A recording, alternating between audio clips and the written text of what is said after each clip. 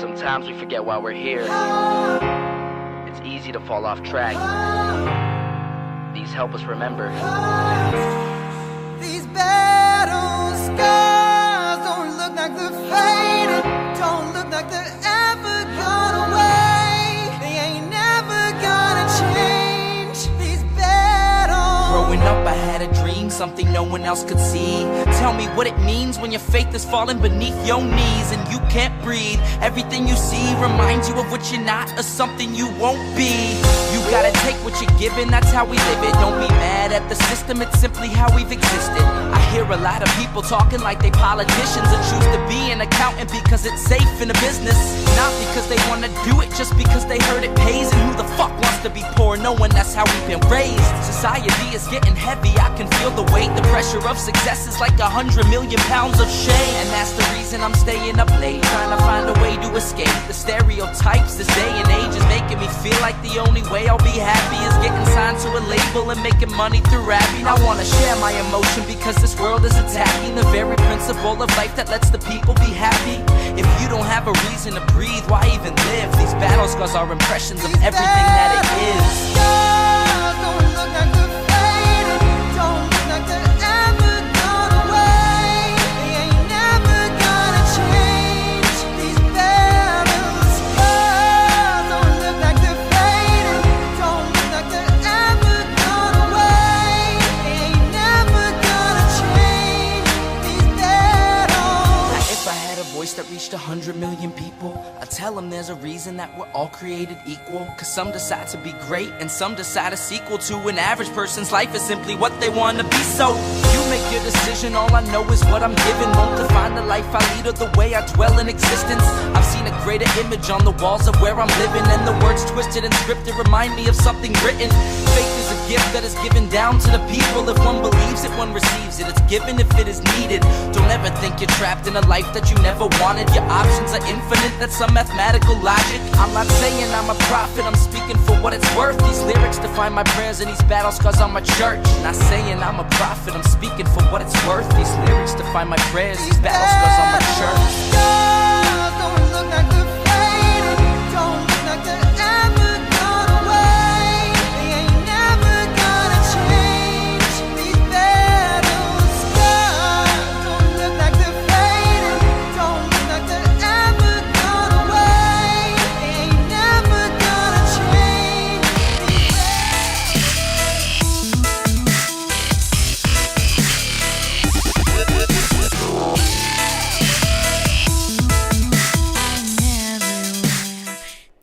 Well, hello everyone. How are you doing?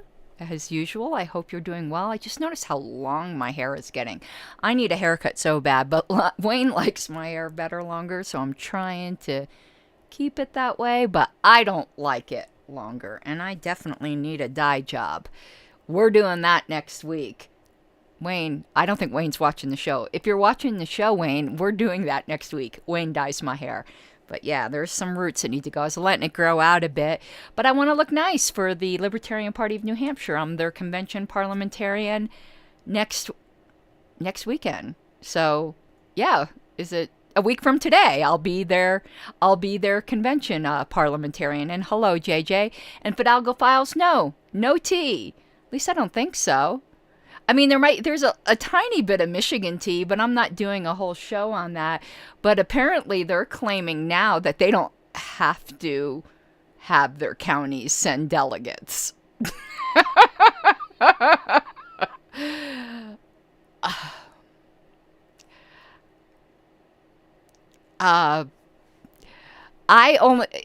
In response to that, I just have this one of my video clips. This is my response.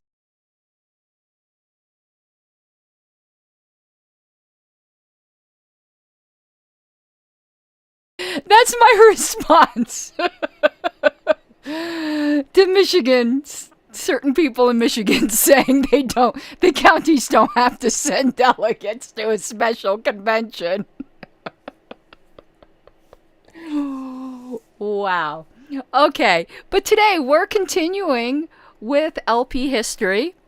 I found one of my favorite shirts, which was lost because I've got Yeah, JJ, isn't that? It's like, okay, well, I guess if you don't have to give notice, delegates, smelligates. But today I was digging through I've got way too many t-shirts. I freaking love t-shirts, and I found one of my favorite t-shirts. Yes, I am missing a fingernail. I'm actually, yeah. I'm missing 3 fingernails. I'm redoing them tomorrow. But I found one of my favorite shirts, so get in, loser. We're doing butt stuff. We're going to LP history today, but let me do my YouTube or Rumble or everywhere this is playing stuff. Subscribe. That's all I got to say. Subscribe! And last but certainly not least, I would appreciate your support on Patreon, patreon.com/Pink Flame of Liberty. And what I've forgotten to mention lately is Twitch subscriptions. So if you're watching this on Twitch, or you can, and you have an Amazon Prime subscription, Amazon Prime gives you the opportunity at no cost to you to support a Twitch streamer of your choice with a monthly subscription. Unfortunately, you have to renew it each month. I guess because in case you want to do it to a different Twitch streamer. But if you're not using that, I would really appreciate it. Just go to Twitch, and there's a button up there for your Prime subscription. And if you're not using that already, again, it's no cost to you, and I would truly, truly appreciate it. Okay, so today, and the shirt I was looking for, Nathan, I have another shirt I was looking for. It's also blue, but it's a darker blue, and that's how I found this one. The one that I only wore once to convention, and I saw myself in a picture of it, and I'm like, wait, what happened to that shirt? The one that said, that's a terrible idea. Let's do it. So I'm still looking for that shirt. But today, yeah, get in, loser, we're doing butt stuff. That's great. You gotta love Wish. Wish has some of the most twisted t-shirts. This one is absolutely one of my favorites. It really matches my sense of humor. But today, if you remember yesterday, we read about 2 articles that had been published about the LP. And I said, I got to go to newspapers.com and look that up. Well, that's what I did, because your subscriptions on Patreon help me pay for a newspapers.com monthly subscription. It's not cheap, as you guys know. Damn Mormons. But there's some great material on it. And before I forget, look at me, bumping my desk. Before I forget, you might have wondered, isn't Friday LNC update day? Yes, it is. But we get along so well that there's really nothing to say. You know, unless there's business we're conducting, there's no drama, there's no muss, there's no fuss. So I only update now when one is needed. And one is not needed, because really nothing happened over the past couple weeks. There's stuff that goes around our monthly meeting, so we're having another meeting. I think it's February 5th. But this coming Thursday, there is a National Bylaws Committee meeting, and I do encourage everyone to attend that for 2 reasons. You should know what the national committees, and I don't mean like the LNC, that's actually a board. They call it a committee, but it's a board. But the committees of the LNC, you should really know what they're doing. And bylaws is one of the most important ones. So I encourage you to come to it. But also, if you're trying to learn, how do I even put this? Because committees are run in more informally, but even like committees at the national level are run pretty much by the book. So if you're trying to learn, proper meeting procedure and things like that, it's also a really good learning experience. People have asked me before, before I studied, because obviously I learned a lot more about Robert studying, but I was decently good at it. Don't look at any bylaws I wrote in 2016 or 2017, please, for the love of sweet baby Jesus in a manger. I read a set I wrote between 2016, 2017, and I am so embarrassed. Oh, they were bad. Oh, anyone, if I tell you your bylaws are bad, I am speaking from personal trauma of my own bylaws that I just read, which are so bad. So we're rewriting them. They're not like existentially bad where it's going to screw up the organization. They're just say you didn't know what you were doing without saying you didn't know what you were doing bad. But people ask after that time how I went from 0 to at least decent at Roberts. And it was from watching LNC meetings and participating in LNC meetings.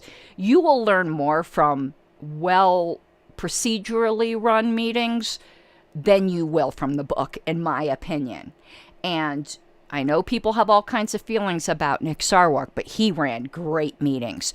And I learned, yeah, that's funny, JJ. I learned so much from Nick. So, and it wasn't even that he even knew Roberts that well. He is just before he went barking moonbat, he was a really good presiding officer. Nearly anyone who had seen him, he had the command of the room. And that's something you have or you don't have. Okay, so now, done with that. So, no tea. I do have some Grand Marnier. Oh, check out this Libertarian Party of Colorado mug. It's old. This, Amy Lundy was the model for this. So, anyone from Colorado, here's to Amy. It's only a tiny, tiny bit of Grand Marnier in the bottom. That's why I had to turn it so much. Like, you could tell there's just like really little in there. Oh, speaking of history, I want to show you guys something great. Maybe I shouldn't, because one of you guys might buy it out from the New York party. I sent it over to the historical committee, wondering if someone from the New York party wanted to buy this. If I wasn't so I would buy it for the archive. This is so great. But if you want to be an angel and buy it for the New York Libertarian Party or for the historical committee, we would love it. But check, I'm going to show you this t-shirt that's for sale on eBay. I was like, holy crap. This is so cool. But they want $40 for it. But it's from the 80s. I was able to date it from stuff in the archives. But let me show you this. When does this bidding end? Where does it say? It's not. I guess this is one of those things that it's just until it sells. But I want to show you this. Hold on one second. This is such a great t-shirt. Okay. Let me take the chat down for just 1 second so y'all could see this. Look at that. Isn't that incredible? But $40. Let me zoom. Let's see what the rest of it looks like. Oh, it's been well worn. Nothing on the back. I guess there's a little mark there he's showing you. I don't know why it looks green here. It's a yellow shirt. So there's some marks on it. But what a great logo. Kind of a creepy Joker smile, but really, really cool logo. One of the more unusual ones I've seen. But $40, can't afford that. But that is a piece of history right there. I at least snagged a screenshot of it so that we know. Now I'm trying to go back to my camera, and it's not working. Hold on, come on. There we go. Now let me put the chat widget back up. So we have the articles that I mentioned last episode.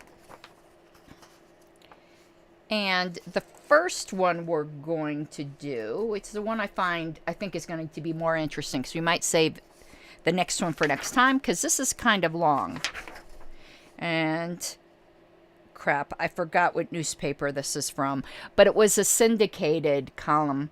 It's from Copley or Copley News Service.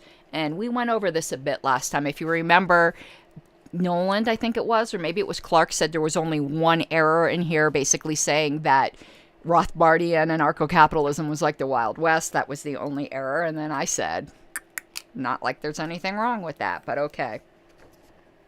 Libertarians want U.S. society without laws. There are so many, like, weak-bladdered libertarians today that are probably peeing their pants over seeing this now. Okay, by Benjamin Shore, Washington. An American society without laws that restrict a citizen's freedom to do what he wants as long as he doesn't hurt anyone. That, in a nutshell, is the goal of the Libertarian Party.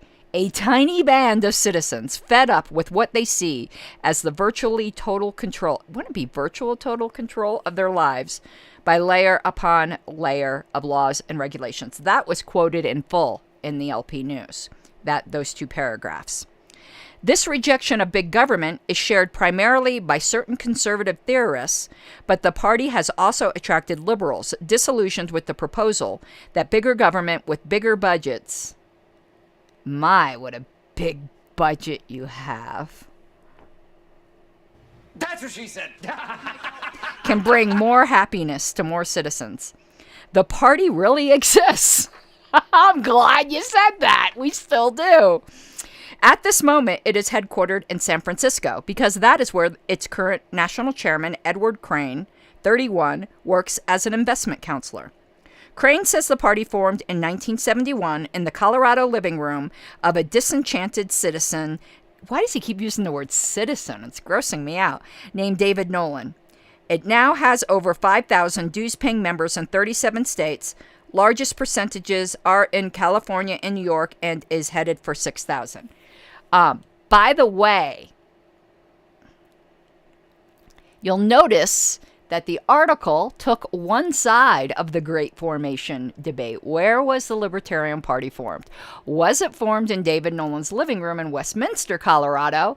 Or was it formed at Luke Zell's house in Colorado Springs, Colorado? Depends upon how you define formed. I would say David Nolan's living room, because that's really where the idea was birthed and fleshed out. If you want to go for the legal formation of it, it was in Luke Zell's living room. But screw the law. Am I right? I'm right, particularly according to this article. The party fielded a presidential candidate in 1972, Dr. John Hospers, then chairman of the philosophy department at the University of Southern California. Hospers, reportedly because of his political activities, was relieved of the chairmanship. That's one way to put it. The LNC attempted to relieve me of my secretary position. But continues to teach at USC. Following the Nixon landslide of 72, the victorious Republican electors who made up the Electoral College met to go through the constitutional motions of making Nixon's election official. To everyone's surprise, one electoral vote was cast for Hospers. The errant Republican was Roger McBride, a longtime GOP worker from Charlottesville, Virginia. I just couldn't see 4 more years for his administration, McBride explained. I wanted to tell Mr. Nixon that he had lost his way. What McBride did not also explain at the time was his long-standing awareness of libertarianism and I did not know this. Wow. And a 2-hour conversation with Hospers the night before he cast his electoral vote. Way to go, John. Last year, the Libertarian Party fielded 40 candidates in 12 states, attracting a total of between 300,000 and 400,000 votes, according to Crane. One of the candidates was Hospers, who ran for governor of California as a write-in candidate since the party did not qualify for a place on the ballot. Boo. In an interview, Crane said the party now is planning for the 1976 presidential and statewide elections. Oh, I got to turn the furnace off. Bad furnace. It's bad me, actually. I forgot to turn it off before the show. It's freaking cold here in Colorado today. I rode a Tauntaun down to the storage facility. Okay, and is aiming for 50 within the year. Barring a conservative third-party movement in 76, Crane added, I think we'll do well. Our objective is 1 million popular votes. This, he said, will require getting on the ballot in at least 20 target states. Crane, who says the party is spending around $60,000 a year to operate, we spend all we can get, I know that feeling, is highly critical of the new federal campaign finance law, which will limit individual contributions to $1,000 and provide federal funds to major candidates. what he's going to say next, people need to hear today. So many people are like, yeah, we need to get 5% so we can suck off the federal tit and get the welfare money. We need to prohibit that in our bylaws. Seriously. Crane says the Libertarian Party's principles would not permit it to accept funds derived from taxes, but it cannot hope to mount a major effort in 76 if contributors are limited to $1,000 each. Now, before anyone says that checkbox on your tax return is voluntary, no, it isn't. At best, it's an earmark. It's not as if you don't check that box, they will not be taken, whatever the dollar amount is now. Is it $2? Whatever it is. They're going to take that money no matter what. You checking that checkbox does not increase your taxes by that much, so that people who don't check it aren't stolen from to fund candidates. You checking it is just encouraging them. But anyway, it's an earmark. And if you think that if everyone checked it and all of a sudden the tax revenue went down by that much because it got earmarked to candidates, that they wouldn't then raise taxes to fund whatever just had to get cut because of that, you are freaking delusional. So no, it's not a voluntary thing. And we should never be like, we need to take that money. No, we don't. You want to know who qualified twice? Harry Brown, and he refused it. And he said he got more publicity than he could have bought for that amount of money by refusing it. And everyone's so eager to suck that titty.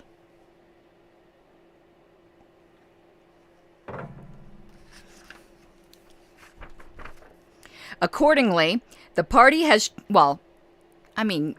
boobs are nice, but that's not a good boob. That's a nasty boob. Meanwhile, the Libertarian Party continues to attract persons, generally white middle-class professionals who see no future in the present trend of bigger government and controlling bigger portions of individual lives. Trying to blend the theories of Ayn Rand, I just realized, doing it as a boob and sucking a boob probably didn't make it as unattractive as I wanted it to sound. So just think of it as some, I'm trying to think, just a not attractive boob. Now, that can be hard to imagine, but you know what I'm saying. Please don't press the analogy that far. Let's put it this way. Even though this won't turn everyone off, this might turn enough people off. It's sucking the government's asshole. Am I long enough in? I probably am, permanently demonetized anyway. YouTube just changed its standards for profanity. So, yeah, I really need patrons and super chats because, I never made much from ads. Everyone's like, oh, monetized channel. You want to know, I tell people, and I'd be more than happy to show the screenshots. You want to know how much I make from ads a month? Under $10. It's not, this isn't the type of channel that makes a lot of money from ads. Okay. Now, where was I? Trying to blend the theory. Oh, yeah, we did that. Blah, blah, blah. Blending theories. The Libertarian Party has evolved a theory of very limited government with the major social theme being individual voluntarism. There's no periods at the end of these paragraphs. Is there periods? Yeah, there's maybe they just didn't print. Oh, okay, I see them. They're just really light. I thought this was kind of like minutes from last term. Periods are optional.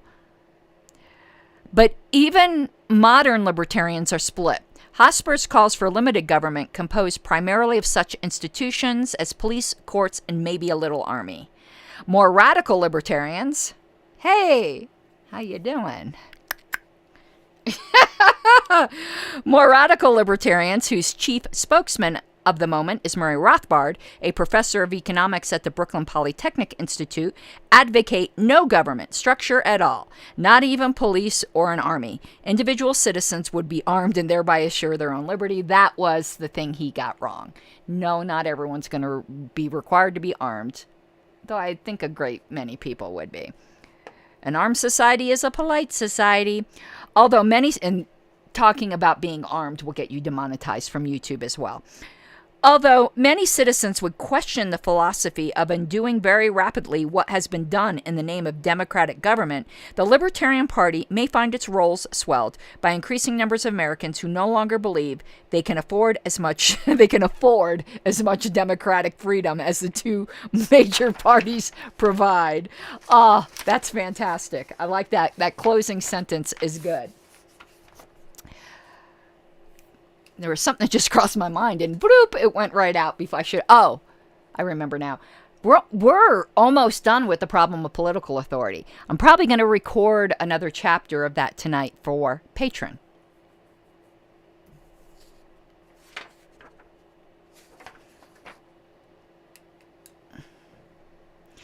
Yeah, David, I didn't know how much was on that box because I see that box and I'm like,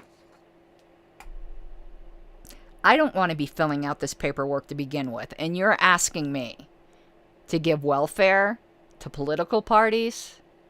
Yeah, that's going to work.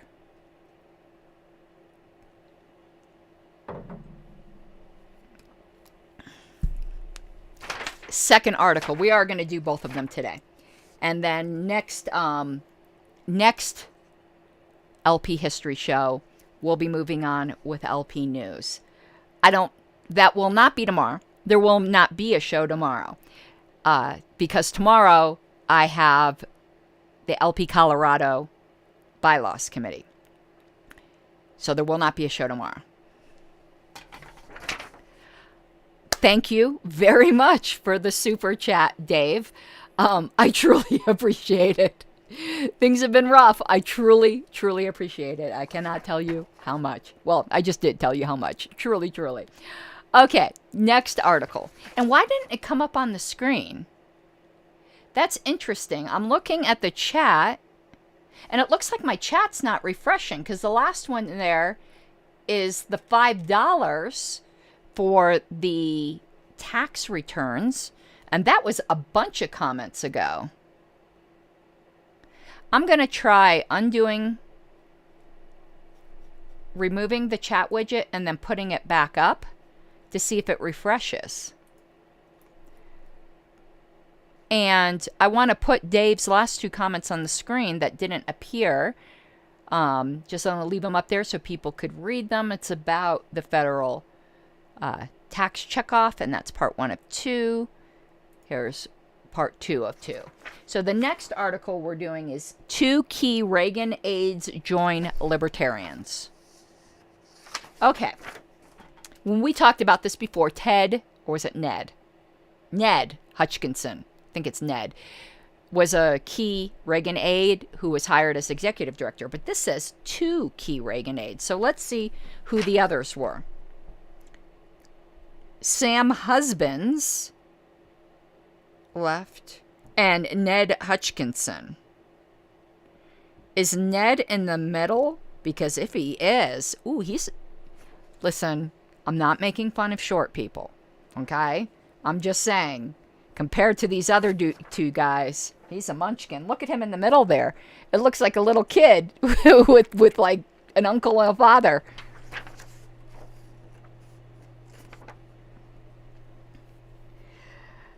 Alrighty. A lot of people do that, Dave. They do the 99. Whatever, 99. Everyone does that. To be honest with you, now that you say it, I thought that was just like a pre-filled selection on the chat box or something, because that's all the time. Does it let you type in, or is there like little check marks? I just assumed there was check marks. 2 former key aides to Governor Reagan, so this is before he was president, have announced, obviously it's before he's president, it's before the 80s, but have announced they have bolted from the Republican Party and will throw their support to the 3-year-old Libertarian Party. They are Ned Hutchinson, 44, who will become the Libertarians' national director, and Sam Husbands, 46, who was a San Francisco Port Commissioner from 1968 to 1972. Both expressed disillusionment with the Republican Party. Just look at this picture one more time. Look how Ned is looking up to the guy next to him. That's just a funny picture. Of which they were lifelong members. The two men were introduced at a news conference at the Press Club yesterday by Edward H. Crane III. That's such a pretentious name, I'm sorry. National Libertarian Party chairman, who said, "I am Karen Ann Harlow's first of her name, herder of butts." When men of the stature of Ned Hutchinson and Sam Husbands join our ranks, it is clearly indicative that the time is ripe for massive defection from both major parties to the Libertarian Party. Hutchinson, Reagan's former appointments secretary and former deputy director of the Department of General Services, said, "I find the Republican Party, I don't think he's sitting. He's too close to these guys to be sitting, I think. But maybe he is. It doesn't look like it, though. But maybe he is, because he's like super short in this picture. I don't think he's sitting, because I don't think, well, maybe they would, but I don't think the photographer would put a picture that made him look short. Like, I think there was just no way around this unless he stood on a box. So I find the Republican Party without principle and sustained only by a quest for more power over individuals. Nothing has changed. Before joining the Reagan administration in 1967, he engaged in commercial and industrial development in 10 years in Palo Alto, which is now like Silicon Valley, isn't it? Palo Alto? Cupertino, Palo Alto. Wasn't it Palo Alto, the garage where like Steve Jobs and Wozniak formed Apple? I know Apple's now in Cupertino. Husbands, former deputy chief of protocol for the state of California, and now an associate vice president of Dean Witter and Company, said, "I'm convinced that there is no political solution to the many problems we face. And my support of the Libertarian Party lies in the fact that it is essentially a non-political party." Preach! Preach it!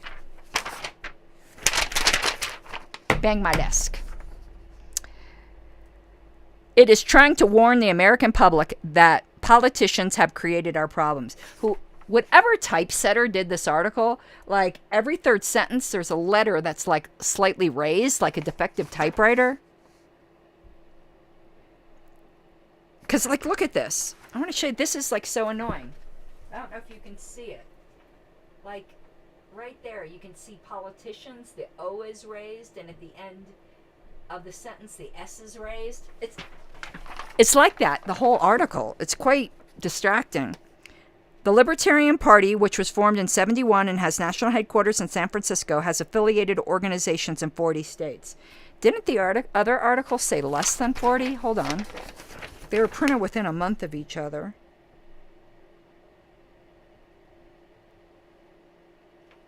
37 states. I wonder... No, this was printed first. So why does this say 37 and this says 40? I mean, maybe the interviews were just at different times. They were affiliating states very rapidly then. Its platform calls for a strict respect for civil liberties, a free market economy, and a non-interventionist foreign policy.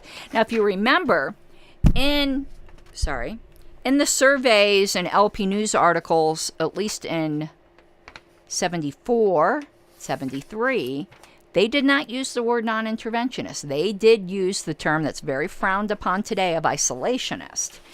I think this is one of the first times. I think we started seeing that language creep in of non-interventionist instead of isolationist. And non-interventionist is much more accurate. And less negative. You know, it's not loading the language, but, well, I suppose it might be loading it the other way, but it just seems weird to attach something that seems to have some, like, semantic negative baggage to oneself. So isolationist always was weird. But anyway, I think we saw that language start to creep in about 74. One last thing I want to talk about. I'm not going to mention any names because it's not necessary. I'm not looking to embarrass anybody.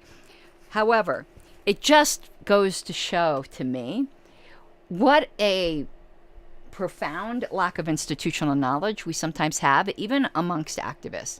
So, you know, we're libertarians. There's internal squabbling. And someone made, and the parody was actually funny, made a parody of the preamble to the platform that said, we believe in our mother's basement set free in our lifetimes. And everywhere it said the world, it said, you know, I believe in freedom for, you know, my mother's basement. And it was funny. I thought it was really, really funny. Even though it's probably a slam against some friends of mine. Listen, I like humor. If someone's going to slam me or my friends, at least make it funny. And that was funny. But what just really just irritated me about it wasn't that someone was making a joke. I like good jokes. It was that when this was posted, it said, you know, railed against people who said a world set free in our lifetimes is cosmopolitan bullshit. If you interpret it in one way, it does sound like cosmopolitan bullshit. I'm sorry, you're not being fair if you don't see where those people are coming from, but those people probably didn't know that wording is on our platform and that it has to be read in context of our platform. And in context of our platform has nothing to do with like one world government cosmopolitan bullshit. But in isolation, I could see why people think that. Even though it's not what it means, I love the preamble. It's a piece of poetry. But anyway, this person who posted this modified preamble said, you know, was ragging on these people, and I don't think it was entirely fair. And then this person said, so I modified the statement of principles for them. And then they showed the modified preamble and said, but it's a good thing that our forebears were wise enough to make it only amendable at a 7/8 vote at convention. And I was like, there's so much wrong here. A, the joke is funny. Let's get that aside. But B, that is not the statement of principles. If you're going to mock people for being ignorant of our platform, you probably shouldn't show that you're ignorant of what the statement of principles is in your post. It's like a self-own, a really bad oof. That's not the statement of principles. And since it's not the statement of principles, it doesn't require a 7/8 vote to modify. In fact, a lot of people don't know this, and those of you who hear this for the first time, at first you might be angry because you'll be like, oh, these people trying to fuck around, and that was my first reaction. But after thinking about it more calmly, I see their point. I don't agree with their point, but I see their point. Plenty of people have made the argument that the preamble can be amended at convention by a majority vote, not a 2/3 vote like the rest of the platform. So not only does the preamble, not the statement of principles, not only does it require a 7/8 vote, but it might not even require a 2/3 vote. It might require just a majority vote. So I'm looking to address that in the next bylaws committee to make it clear that the preamble is part of the platform and falls under the same amendment threshold. I also want to put in notice requirements, but that's a whole other thing, which JJ is pretty familiar with now. The fact it's me that proposed the notice requirements, by the way, if that hasn't been made clear in some public commentary. So it's not the statement of principles, and it doesn't require 7/8.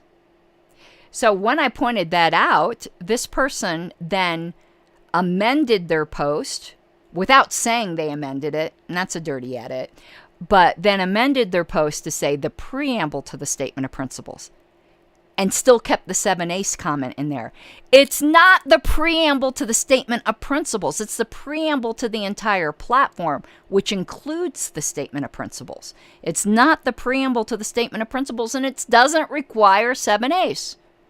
So those of you who've seen this post, you'll notice that it still mentions the 7As. The joke is funny.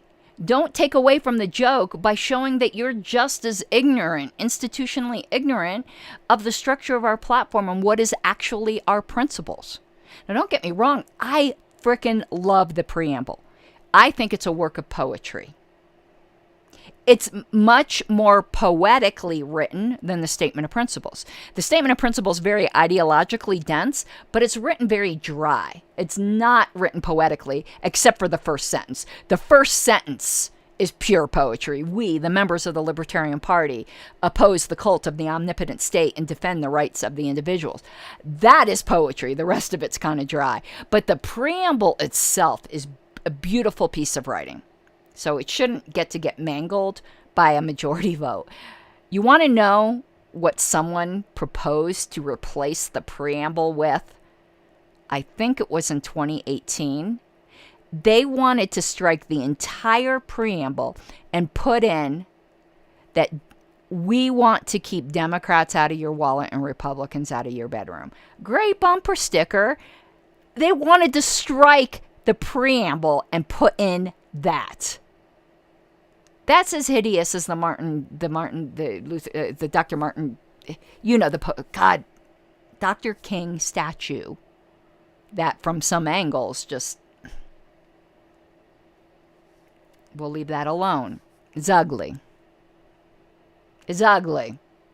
And that would have been ugly. But anyway, so I just told you some more recent history if you didn't know any of that. You know? I think that's worth playing, that clip again. This is my reaction to wanting to replace the Statement of Principles. Not Statement of Principles, the preamble with that guy, with that ugly bumper sticker.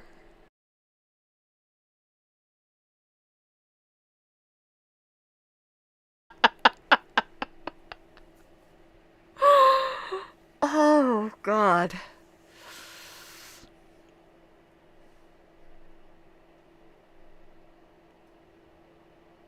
Alrighty then. I hope you all have an awesome night. We'll not see you tomorrow. We'll see you Monday. Bye-bye. Where's my thing to close? Oh, here we go. Bye-bye.